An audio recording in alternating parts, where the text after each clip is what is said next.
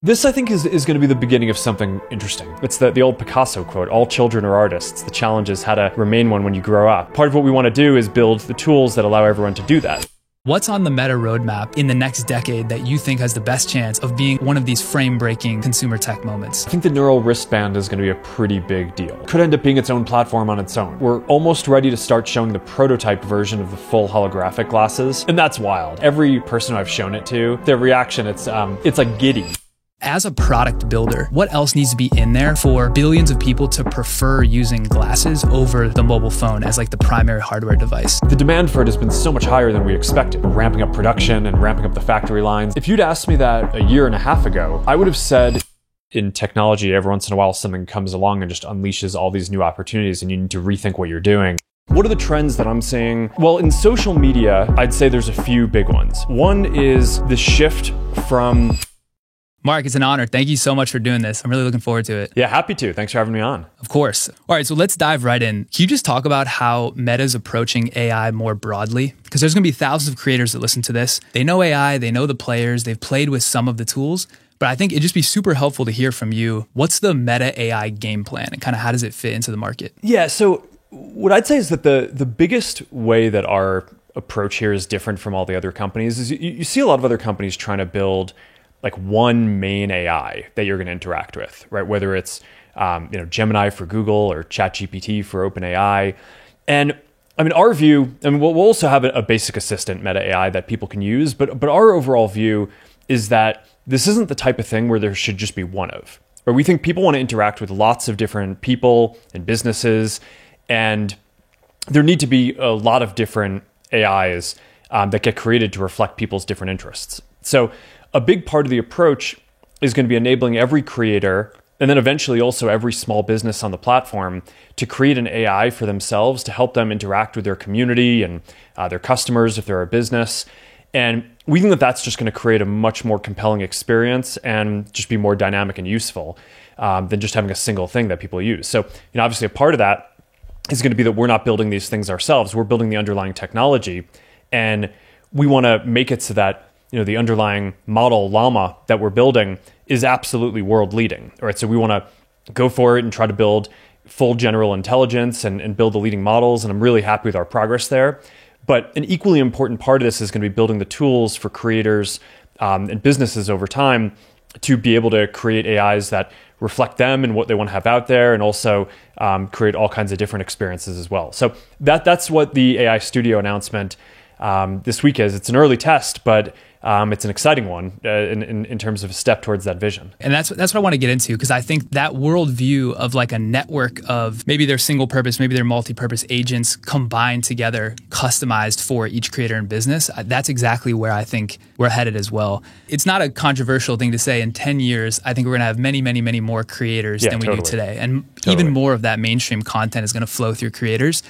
Meta has already been a principal layer of like laying those rails today. But when you think about what the future of creator experience looks like, what is that future like from a tactical use case perspective? What are some things that seem interesting to you? Yeah, so first, I totally agree with what you're saying. I mean, if you look at the kind of broader arc of human history, more people are just getting the chance to pursue their own creativity and their own interests, and not having to do as many jobs that they might find mundane or just doing to work, but basically are getting to do things that they really enjoy. And I think a lot of the arc of technology is enabling that, both by increasing productivity for the other tasks and just giving people all kinds of new tools. So this is definitely going to be part of what happens here. Is basically we want to build more tools that just enable more people, including people who don't consider themselves creators today, because I think, everyone is creative in some way, and everyone, I just look at my kids, like trying to, it's like they're not creators, but I mean, they're definitely just like, playing with their Legos, creating all kinds of different stuff. It's cool. It's the old Picasso quote, all children are artists. The challenge is how to remain one when you grow up. And I think part of what we want to do is build the tools that allow everyone to do that. So what are the trends that I'm seeing? Well, in social media, I'd say there's a few big ones. One is the shift from feed-based media to more personal messaging interactions. Right? If you look at Instagram, DMs is one of the fastest growing parts of the system.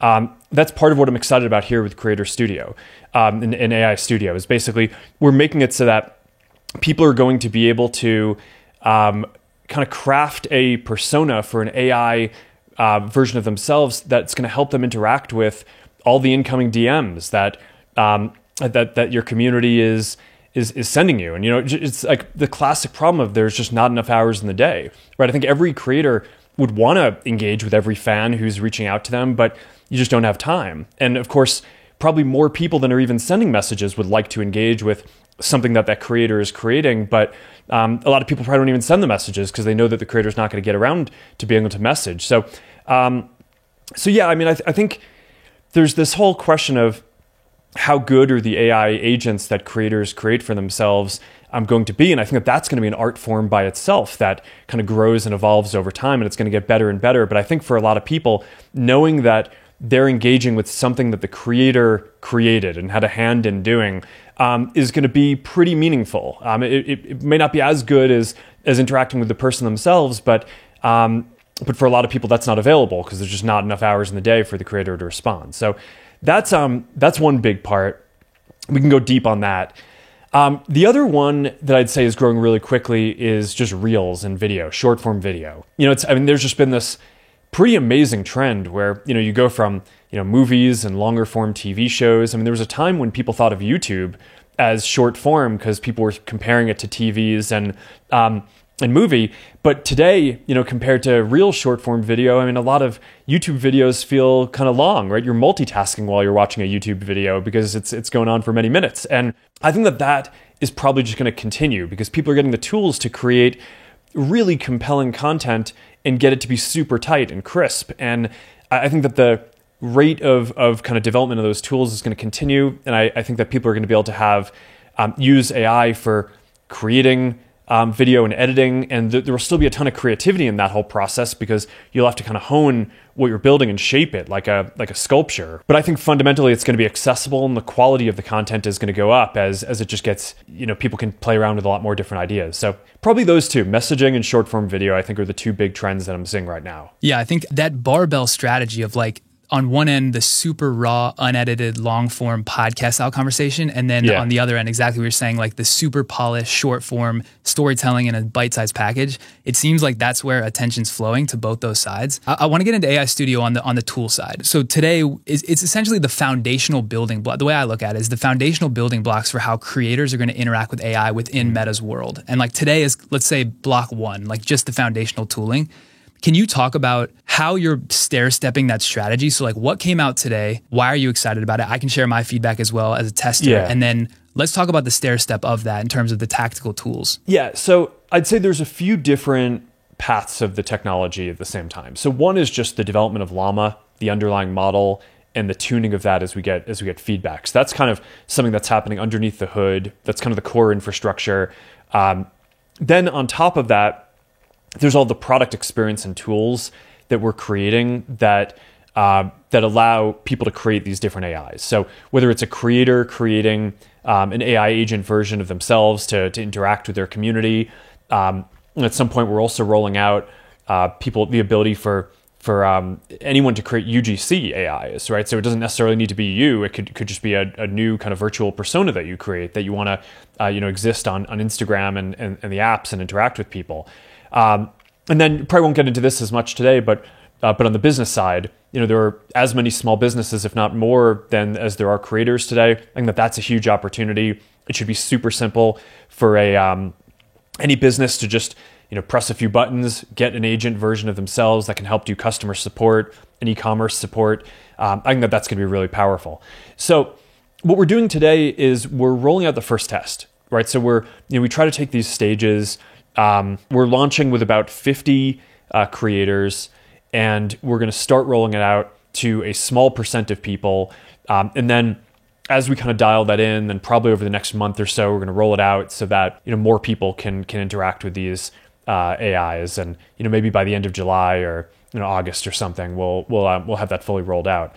But it's going to be a pretty interesting experience to kind of see how people like interacting with with these AIs that their creators create. And also, as big of a part of that is just building the tools for creators. I mean, I'm curious, and you've been playing with this. I mean, I'm curious what your feedback is, and what you think is working well, what we need to work on. Yeah, I'd love to share it. I mean, so for myself as a creator, and then my parents actually run a golf course in Ohio. So they're like the small business use case, right? If they have the Instagram profile, they're getting all these requests that they can't, like you said, we can't scale DMs and messages. So the way I think of it is it's kind of like a spectrum where there's fact-based questions that come in, and they come in, I'm sure you get this at a scale, like it's hard to fathom, right? Thousands of these fact-based questions, things like, do you have a link for this? Or have you made a video for that? Or like, where's your shirt from? These are obvious questions that can be answered. You just need to clone yourself, right? And that's where the preliminary use case for this is amazing. Every small business and creator is going to want this.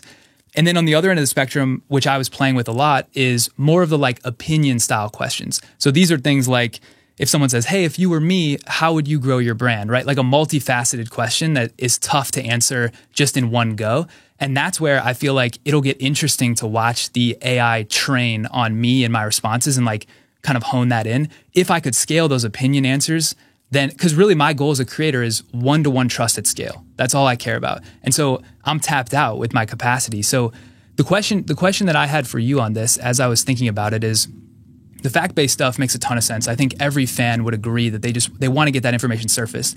But on the opinion side, I think some fans will worry that the AI assistant might dehumanize that like magical connection between the fan and the human. And so the question is like, how do you go about building these AI tools for creators that are infinitely useful, but also maintain that authenticity and that human connection? Yeah, so I guess the part of this that you're calling the opinion kind of zone is where I think more of the art form comes in, right? So the process of how these things get trained, I mean, there's obviously there's the base llama model, but then creators, when they're setting up these AIs, have the opportunity to pull in all kinds of information from their social media presence and whatever else they want to train into the system. So like you said, for the fact-based stuff, I think that's relatively clearer to instrument and understand when we're getting it right and when we're not.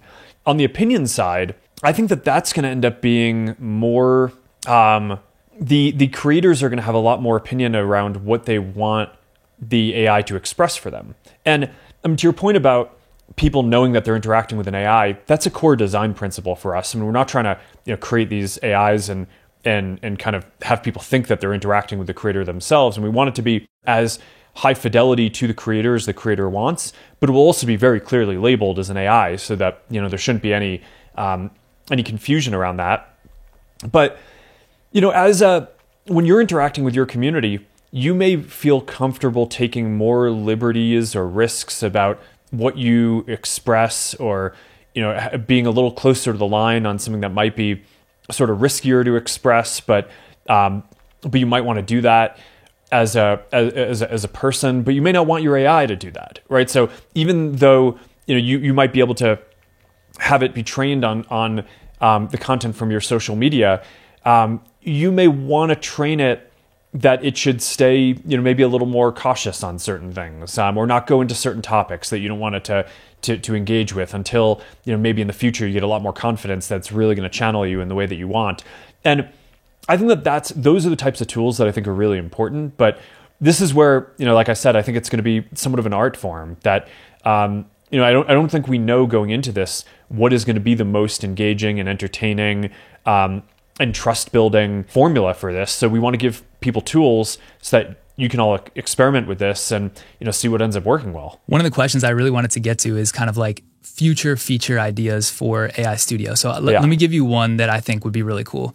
So as you're watching this clip, if someone could just tap on your shirt or my hat or this light, and immediately there'd be an AI layer that recognizes what the brand is, what the product is, they auto add to cart, it auto tracks affiliate back. Like that's this invisible layer that could really help creator monetization. Obviously, I'm assuming for infrastructure reasons with millions of reels created every hour, like it would be tough to support that today, but maybe that's in the backlog.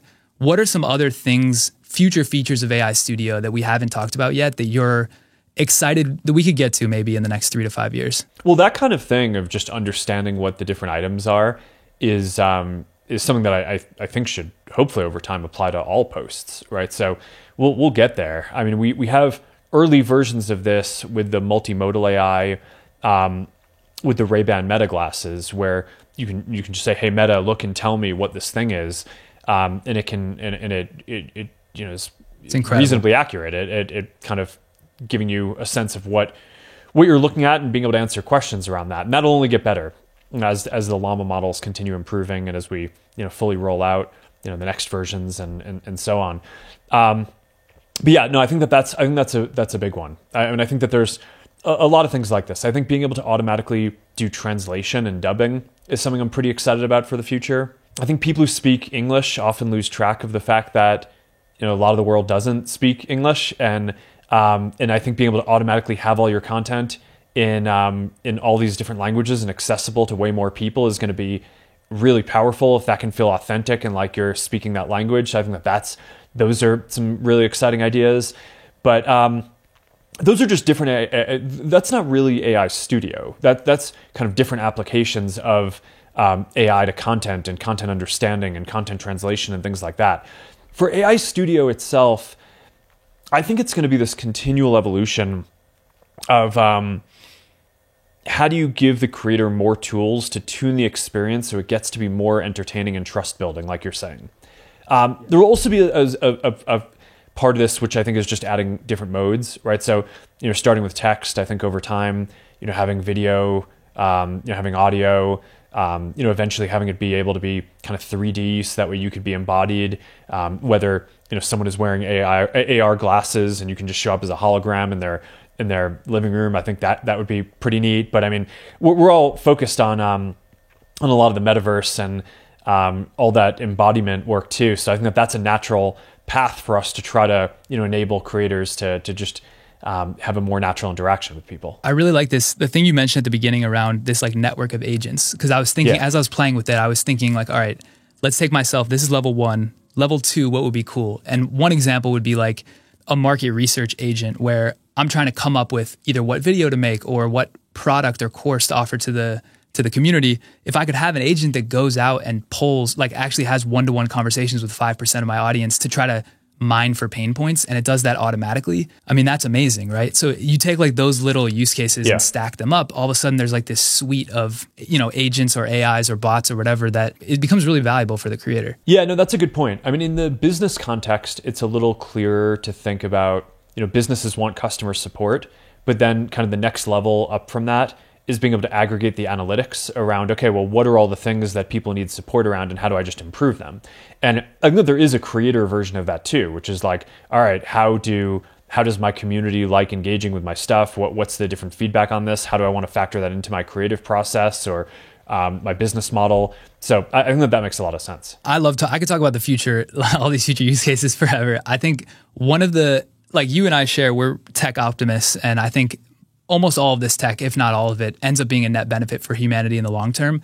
But I think one of the big questions that I get, I'm sure you get this from friends, from family, I get it in my comments all the time, is basically there's a lot of fear and uncertainty around AI, mostly because creatives and artists are afraid that AI may replace them and take their jobs.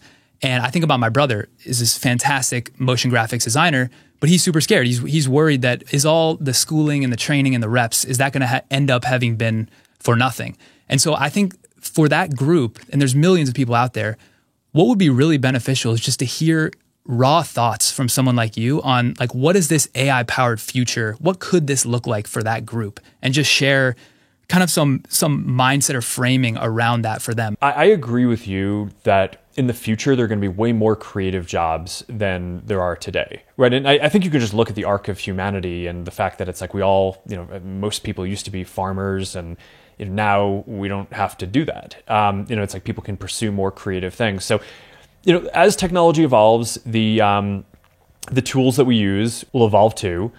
And part of just being a talented person on the edge with all this is just staying up to date with the tools. But fundamentally, I think that there are going to be a lot more creative opportunities in the future with more powerful tools that allow people to do that. I guess taking a step back from that, I do think that one thing that kind of confuses me about the narrative that some people in the industry push is it goes back to what we were talking about earlier. This idea that some people are saying that there's going to be like the one true big AI that can do everything. And I just don't think that that's the way that things tend to go. And I get why, if you're like in some AI lab and you want to feel like what you're doing is super important, right? And then it's okay, yeah, it's like we're building the one true thing for the future. But I just think like realistically, that's not how stuff works, right? It's not like there was one app on people's phones that people use. There's not kind of one creator that people want all their content from.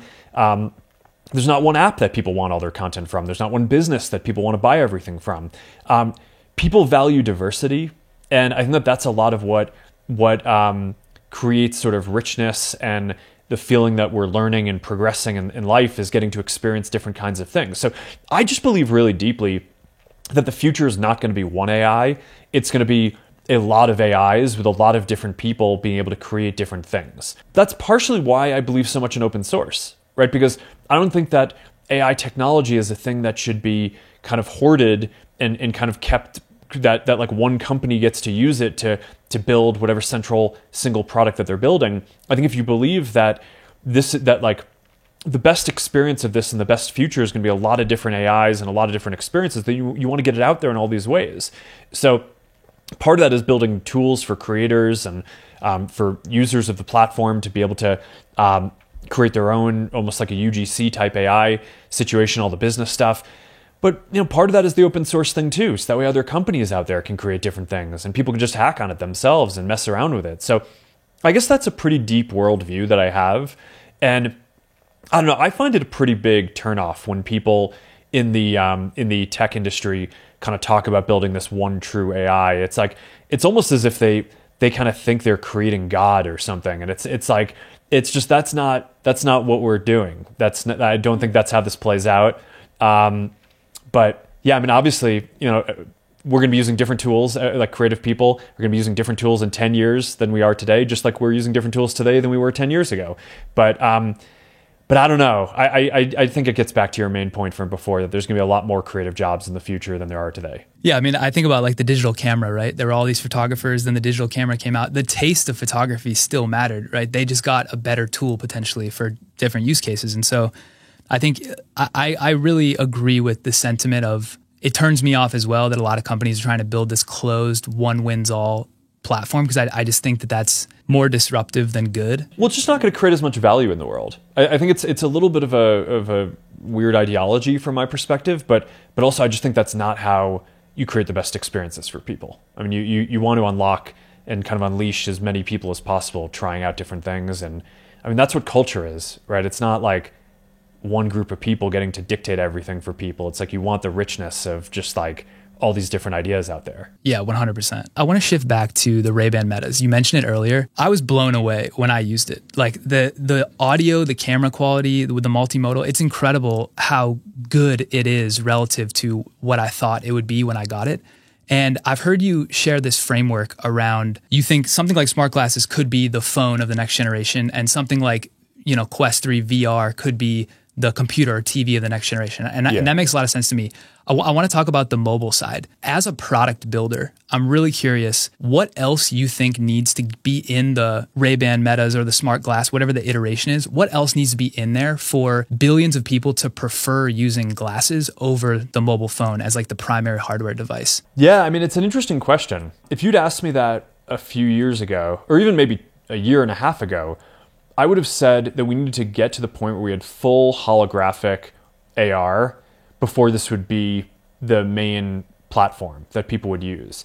And we're working on that, right? We would kind of attack the problem from two different directions. With the Ray-Ban Metas, we looked at it and said, okay, if you just take the best form factor for glasses today, how much technology can we pack in there without compromising the form factor, the weight, things like that? And that's what we got with Ray-Ban Meta. But then we were also coming at it from the other perspective and saying, okay, we want to create full holographic AR.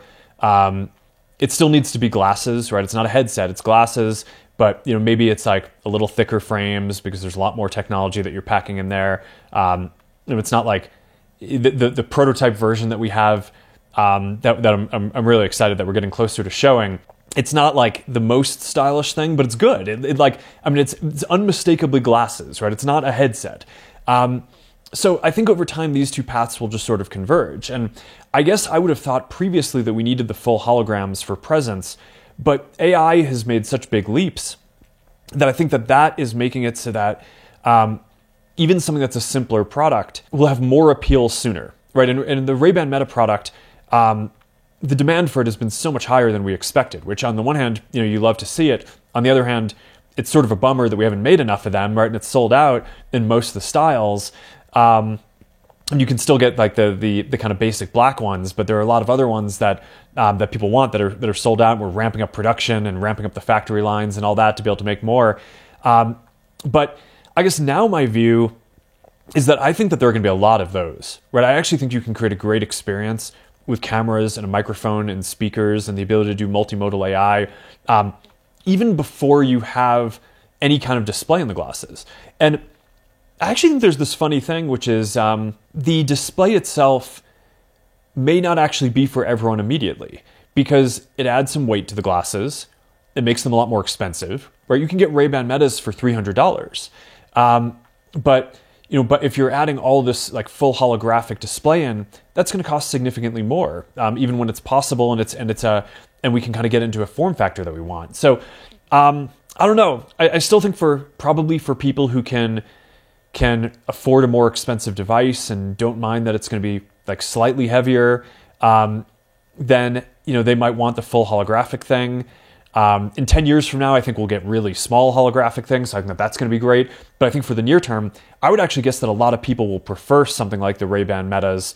And we'll, of course, continue to get the form factor on that to be smaller and smaller over time, too. So I think it's a pretty exciting evolution. I think that there are basically going to be 3 different products. There's going to be kind of the displayless glasses that just do AI and can capture content, and you can listen to audiobooks and music and take phone calls and all that. Then I think that there's going to be another step up where it's not going to be full holographic display in the sense that it's not going to be like your full field of view as a hologram. But I think you'll get maybe like a little bit of a heads up display. And I think that that's going to create a bunch of interesting use cases too. You'll be able to get notifications. You'll be able to message with people. You'll be able to message with AI, answer any questions and not just have it speak to you, but also be able to kind of see, which is higher bandwidth. So that's going to be exciting. A lot of uses for a small screen, even if it's just a kind of a small heads up display. And then I think there's going to be the most premium version, which is kind of the full field of view, which is, we're having this conversation in the future and like I'm a hologram sitting on your living room couch, or you're here with me. And it's not just a video call. It's not just like there's a screen and you're there as a hologram. I mean, we'd be able to interact, right? So like you want to play cards. It's like, okay, here, we get a deck of cards. It's a hologram. We're interacting. We can kind of mess around with the same thing. You want to create art together, or create content together, or like you draw on a whiteboard. You can just do all that stuff. I think that's going to be pretty wild, and that still is where I think it's all going. But I'm just more optimistic now that it's actually going to be a big thing even before we get there. That's like the Tony Stark glasses is that last use case. I've heard you talk about the potential for like a wrist strap that can pick up subdermal neural, which I think is really cool too, right? Yeah, no, that's coming. Yeah. What's that look like? Yeah, the neural wristband. Yeah, neural interface wristband. When people hear neural interface, they, I think that the first instinct is like, oh, it must like get wired into your brain or something. But I think most people are not going to want something wired into their brain. Agreed. But your brain sends signals to your body through your nervous system, right? That's like how you fire all your muscles. And it turns out that there's a lot of different pathways that aren't used in normal operation of your body. So you can have a wristband that basically gets trained to pick up different signals and pathways of your brain communicating to move your hand in different ways than you would normally do. And eventually you get to the point where you can basically communicate with this neural interface without even really moving your hand very much in a visible way to other people. So it'll start off with kind of some simpler motions, but over the coming years, you're going to be able to type with it, do all kinds of stuff, control a cursor. I think that's going to be wild, right? So I think that coupled with the glasses is going to enable a bunch of pretty amazing use cases. I mean, you're going to be able, even with the heads-up display version, or even without a display, you'll basically be able to sit there and, no matter where you are, you'll be able to send a message to a person or to an AI, And again, I mean, this won't just work with Meta AI. It'll work over time with all of the different AIs, all the creator AIs, whoever you want to interact with. You can just sit there and like silently and discreetly send a message to someone, and then either have it, answer it in your ear, or kind of pop up if you have the display version, like the little text there. I think it's going to be wild. I mean, for me, one of the best things, and I prefer, meeting with people in person, but to me, one of the best parts about kind of group conversations over Zoom is you can have this whole back channel, right? Where like while you're having the main meeting or conversation, you can also just be chatting with subsets of people in a way that actually, like sometimes I'm in a meeting and I'll be, there's a question I want to ask someone, but I don't want to ask in front of everyone in the meeting. So I just have to wait until after the meeting is done. But, when you're doing it digitally, you can, you can basically just, text someone, or like text them on WhatsApp or whatever while the meeting is going on. I think like the ability to do that with glasses while you're having actual physical in-person interactions, it's like, okay, you're interacting with people, but you can pull in, you can get information during the conversation, use it to make things more productive. I think that's going to be super powerful. The thing that I really undervalued is the phone, it shatters your presence, right? Like when you're in the phone, you're not in the, but as soon as you put the glasses on, even without the heads up display, but I think with it won't take away you're so present. Like you can be in the world, but also like you said, getting information in a hybrid way. I think it'll be such an interesting balance with the strap, like something with the strap and the glasses. Yeah. And like you said, I mean, you're asking, when is this going to replace phones? I mean, I don't think in the history of technology, the new platform, it usually doesn't completely make it so that people stop using the old thing. It's just that you use it less, right? So a lot of people, I think, you do tasks on their phone today that they would have used to have done on their computer because it's more convenient, right? So you just don't open your computer as much. You don't go to your desk. You just do it. I mean, I actually find even when I'm sitting at my desk, I do a lot of stuff on my phone that I would have used to have done on my computer like 10 or 15 years ago. And I think that's going to happen with glasses too. It's not like we're going to stop having a phone. It's just that it's going to stay in your pocket more, right? And you'll take it out when you really need to do stuff with it. But more and more, I think people will just start seeing, hey, I can take this photo with my glasses. I can ask this question to AI, or I can send someone a message, and it's just a lot easier with glasses. And I wouldn't be surprised if 10 years from now, we'll probably still have phones, but it's probably going to be much more intentional usage as opposed to just reflexively reaching for it and grabbing it for any technological thing that you want to do. Yeah. All right, I've got three more quick questions for you, and then we'll get you out of here. More like fun questions. The first one is, I think every few years society comes across these like frame-breaking consumer tech moments. So I think about like the first time I searched on Google, or the first friend request on Facebook, or like the first time I called an Uber. And people can almost remember when they had these first experiences and these shifts in their life. Yeah. I think one of the coolest parts about your job is that you get to live like 5 to 10 years in the future and play with these disruptive technologies. We talked about the glasses as one, but I'm curious, what's on the Meta roadmap in the next decade that you think has the best chance, other than the glasses, of being like one of these frame-breaking consumer tech moments? Yeah. Well, first, I really agree with you. I mean, I think this is like the awesome part of technology, is that I think in a lot of other fields, you can be doing the same thing for a long period of time, whereas in technology, every once in a while, something comes along and just unleashes all these new opportunities, and you need to rethink what you're doing. But it's exciting. I don't know. I mean, I think we've talked about a lot of this stuff. I think the glasses are I think it'd be a big deal. We're almost ready to start showing the prototype version of the full holographic glasses. We're not going to be selling it broadly. We're focused on building the full consumer version of it rather than selling the prototype, but we're going to start demonstrating the prototype to people. And that's wild. I mean, every person who I've shown it to so far is just like, their reaction. It's like giddy. I'm really looking forward to showing that to more people. So I think that's cool. The neural wristband thing is wild. Right? I mean, the fact that you can kind of input something with these subtle motions of your hand just by kind of thinking about how you want to move your hand, that is wild. And it'll get richer over time. I think often it takes until the V2 or V3 of a lot of these things before it really gets tuned and people kind of understand it. I mean, we saw that with the Ray-Ban Metas too. It was really the second version that kind of took off massively. But I think the neural wristband is going to be a pretty big deal. And depending on how that goes, it could be that it's mostly the input for glasses and for mixed reality headsets and things like that, or it could end up being its own platform on its own, right? That basically, you could see a world where you use your neural wristband to control like everything in your house, right, or your computer, things like that over time. So that I think could be pretty neat. And then on the AI side, I think the rate of progress is just, it's really staggering. I mean, the fact that we went from, Llama 2 last summer to Llama 3 now, Llama 2 is not at the state of the art. Llama 3 is pretty close to caught up with the best models that are out there. So and the fact that that's open source and is available to so many people just is unlocking, so much awesome stuff. We're starting to work on Llama 4.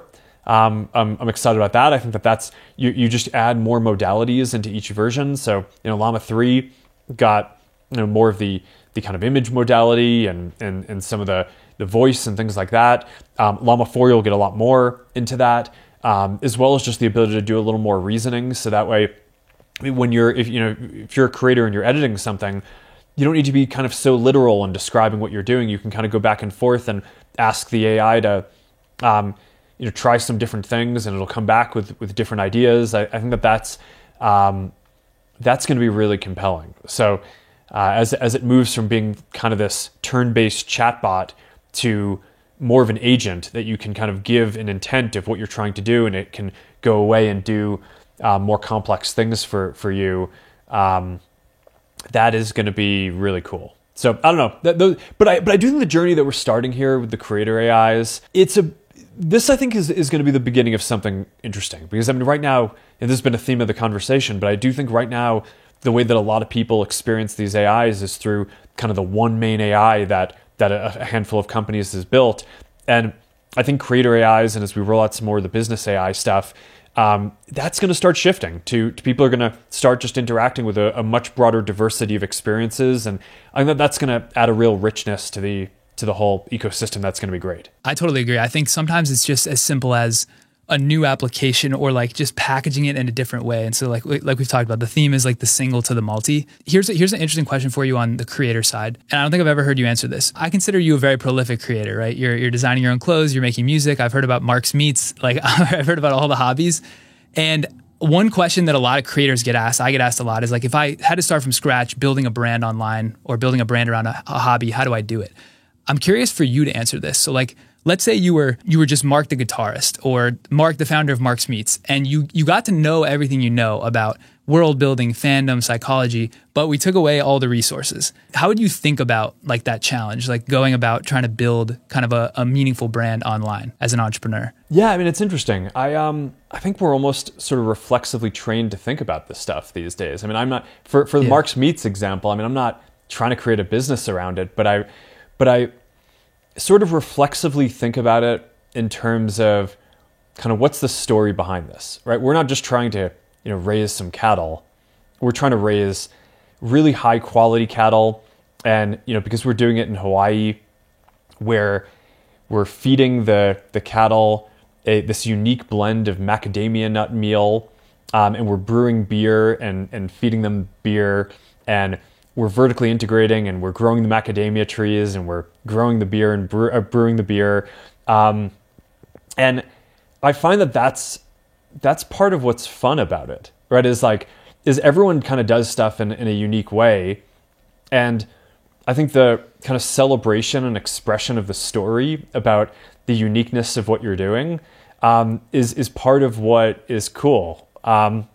So I don't know. I mean, maybe one day when I retire, Mark's Meats will be a commercial operation. But in the for now, it's I just it's like just trying to do this awesome thing. And I think part of what makes it awesome is having kind of a narrative and a story around it. And social media and all these other tools online help people tell that story.